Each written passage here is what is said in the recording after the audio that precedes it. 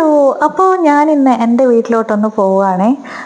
അപ്പോൾ ഞാനും കണ്ണനും മാത്രമാണ് പോകുന്നത്. ഇന്ന് പൊന്നു വന്നിട്ടില്ല കേട്ടോ. പൊന്നു സ്കൂളിൽ നിന്ന് ഒരു 1 ഡേ ടൂർ പോയിട്ടാണുള്ളത്. അപ്പോൾ ഞാൻ വിചാരിച്ചു അവൾ ഏതായാലും പോയിട്ട് വരുമ്പോഴത്തേനും ഒന്ന് വീട് വരെ പോയിട്ട് വരാമെന്ന്. അങ്ങനെ സജീവട്ടൻ ജോലിക്ക് പോയിട്ടുണ്ട്.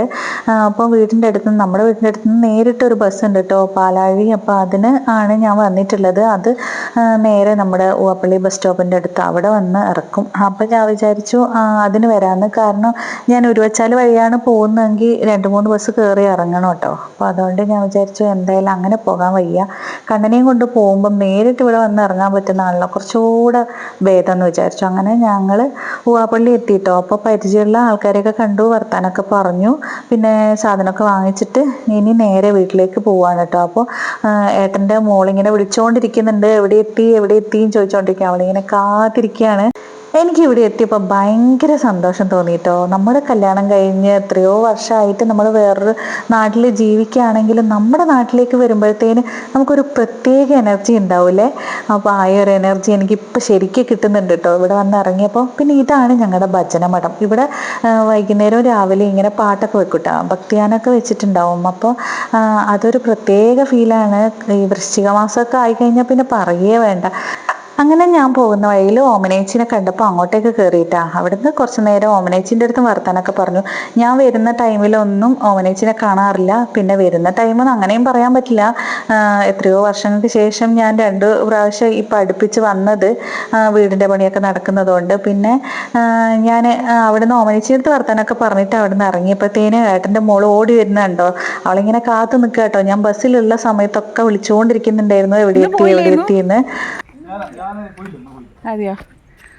പിള്ളേരെല്ലാം അതെ.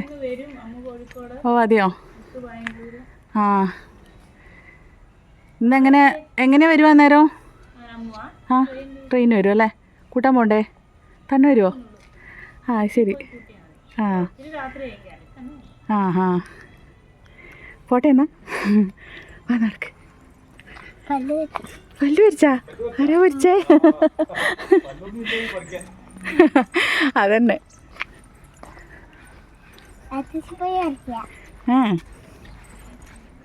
ഏട്ടനെടുത്തു. ഏട്ടേ എന്നാ പറ്റി ഏട്ടന്? അതെയോ? ഈ പെണ്ണ് ഇറങ്ങി നടക്കുന്നില്ല.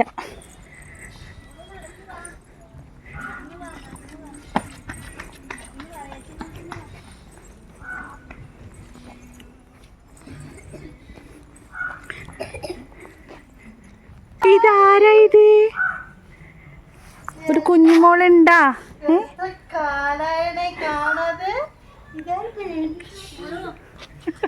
ഇങ്ങി വാ കുഞ്ഞുമോൾ, ഇങ്ങി വാ. ഇല്ല ഇന്ന് വൈകുന്നേരം പോകും.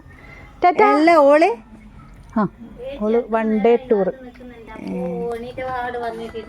എത്തിയല്ലേ തന്നെ. അമ്മമ്മ വീട്ടിലെത്തി. അങ്ങനെ നിജിഷേനെയും കണ്ടു. ഇന്ന് അവള് വീട്ടിലോട്ട് വന്നിട്ടുണ്ടായിരുന്നു. ഞാൻ നിജിഷ എന്നൊന്നും വിളിക്കാറില്ല കേട്ടോ, ഞാൻ ഇച്ച എന്നാണ് വിളിക്കുന്നത്. അപ്പോൾ അവളെ കണ്ടതിന് ശേഷം ഞാനിതാ വീട്ടിലേക്ക് കയറാൻ പോവാണേ. പണിക്കാരെല്ലാം കഞ്ഞി കുടിച്ചോണ്ടിരിക്കുകയാണ് ഗൈസ്.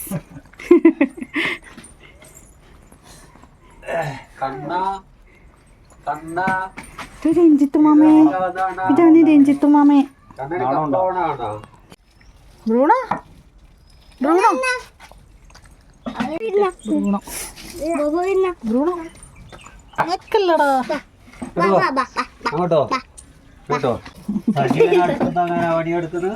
അടുത്തുന്നല്ല, ദൂരത്തുനിന്ന്.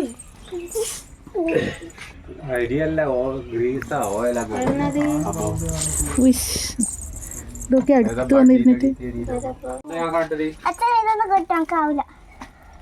അയ്യോ ബ്രൂണോനെ കെട്ടിയിടുന്ന.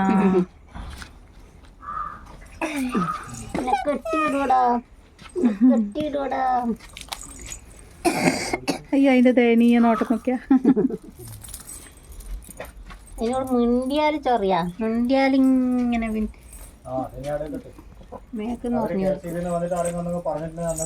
അയ്യോ കെട്ടണ്ട.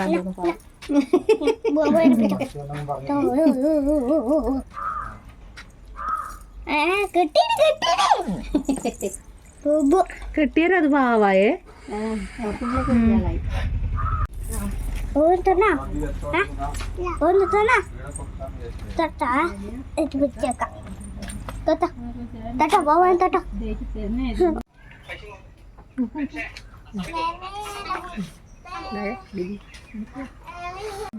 കസേരയിലിരുന്നിയാ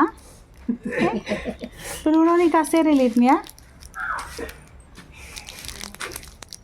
ഇരുന്നിട്ടൊക്കെ നല്ല വിറ്റുന്നു.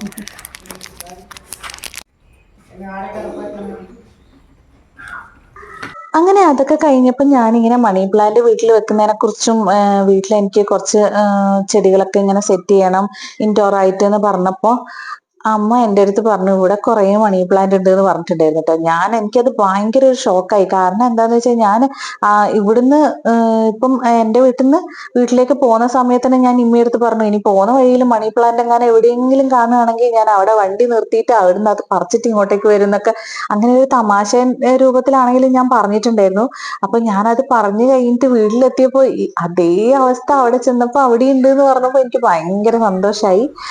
അപ്പൊ ഞാൻ അങ്ങനെ കുറെ മണി പ്ലാന്റ് ഒക്കെ അവിടെ നിന്ന് പറിച്ചെടുത്തതിന് ശേഷം പിന്നെ ഞങ്ങൾ ഫുഡൊക്കെ കഴിച്ച് പിന്നെ വീടിൻ്റെ അകത്തൊക്കെ കയറി കുറച്ച് നേരം അവിടെ അങ്ങനെ നിന്നുട്ടാ. പിന്നെ കണ്ണന് ഈ പലകേൻ്റെ മുകളിലൊക്കെ കയറി നിന്നിട്ട് എനിക്ക് പേടിയൊന്നുണ്ടായിരുന്നു. ആദ്യം ഞാൻ പറഞ്ഞു അതിൻ്റെ പൊക്കത്ത് കയറണ്ട വീഴും എന്നൊക്കെ. അപ്പോൾ ഒന്നും കേൾക്കാതെ അതിൻ്റെ പൊക്കത്ത് കയറിയിട്ടാ ഇപ്പം വീഴാൻ പോകണം. ഇനിയിപ്പം ഞാൻ പോയി തന്നെ എടുക്കണം. കേറാമോ?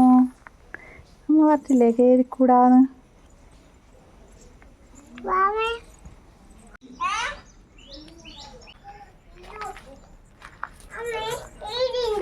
ആ എടിയുണ്ട് വാ.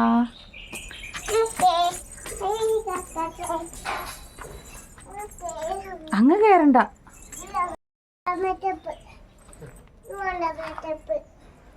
ചെരുപ്പ് വേണ്ടേ? ചെരുപ്പില്ലേ കാലിന് ആണി തറിക്കുവേ. ചെരുപ്പിട് കണ്ണാ, ആണി തറിക്കും കാലിന്. മണ്ണ് പെരങ്ങല്ലേ. ഞാൻ അങ്ങ് പോകും കൂട്ടൂല.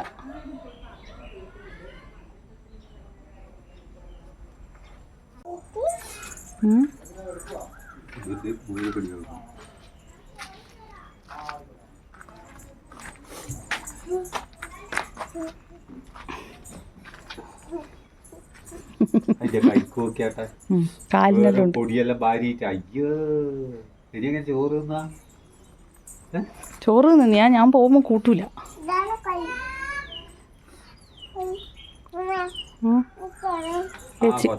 വിളിക്കുന്ന ചേച്ചി തന്നെ.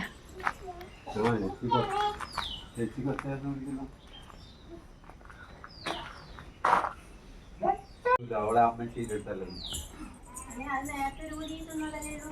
അതെല്ലാം അത്രേ തിന്നു.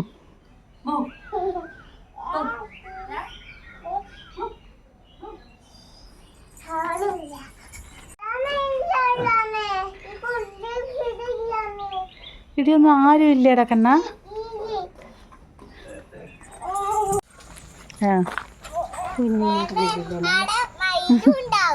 മയിലുണ്ടാ?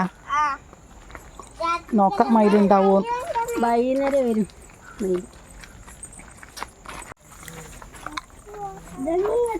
കൊറേ സമയം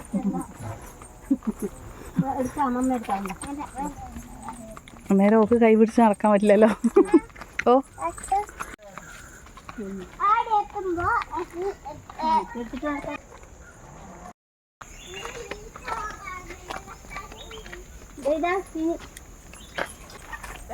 ഞാൻ പറഞ്ഞില്ലേ നീ കാണില്ല.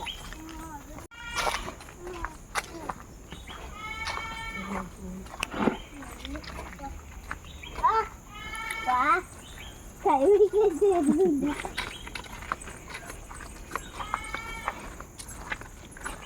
ഇതോ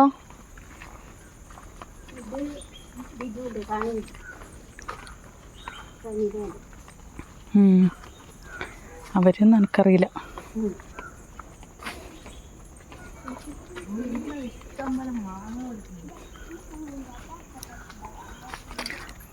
ഈ പറമ്പെന്നല്ല നമ്മൾ തിന്ന മാങ്ങയൊന്നും നിങ്ങൾ തിന്നിട്ടില്ല. എല്ലാ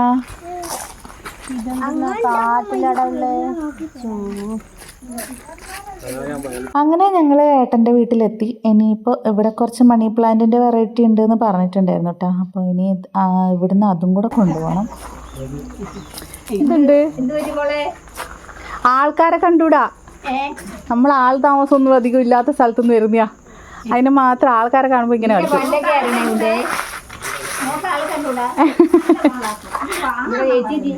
ഇത് കാണാം, പക്ഷെ കുറേ കഴിയണം, പിന്നെ ഒന്ന് റെഡി ആയി കിട്ടണം.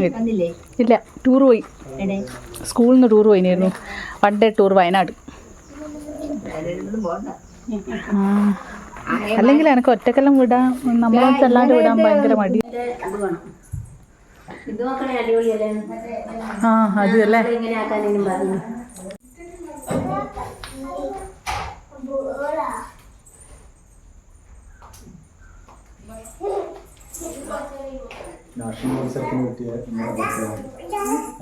മുകളിലത്തല്ലേ ഇതല്ലേ.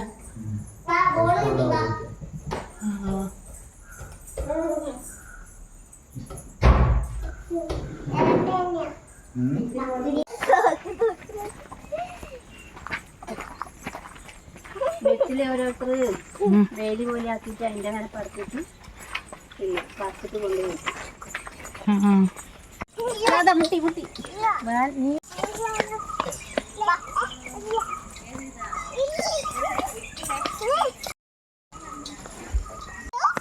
എന്ത് രസാലേ നോക്കിയ. പൂവല്ലട കണ്ണാ, എത്രയാ പൂവല്ലേ. അങ്ങനെ ഏട്ടൻ്റെ അടുത്തൊക്കെ പോയി തിരിച്ച് വന്നതിന് ശേഷം ഞാനും അമ്മയും പിന്നെ മക്കളും കൂടെ കാട് കയറാൻ പോയിട്ടുണ്ടായിരുന്നു കേട്ടോ. പിന്നെ അപ്പോഴത്തേനും എൻ്റെ ഫോണിൻ്റെ ചാർജൊക്കെ കഴിഞ്ഞിട്ടുണ്ടായിരുന്നു. അപ്പോൾ ഇത്രയേ ഉള്ളൂ. ടാറ്റാ.